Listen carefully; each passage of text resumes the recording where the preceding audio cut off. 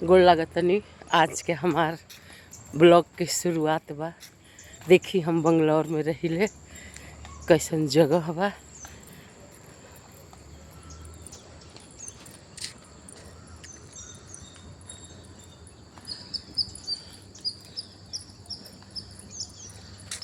बहुत सुंदर मौसम बा।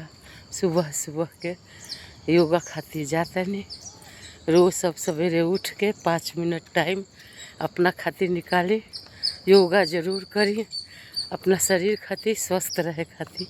बहुत सुंदर, बहुत हरियाली।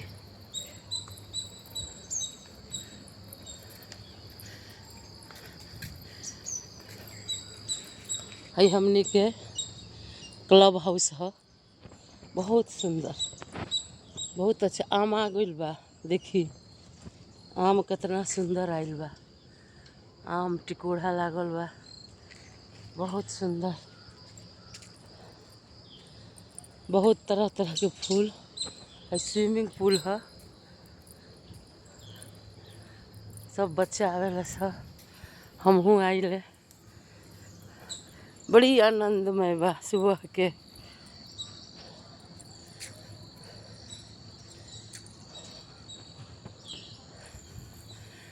आप लोग सुबह सुबह टाइम निकाली, 1 गिलास गर्म पानी पी, सुबह योगा करी। धन्यवाद।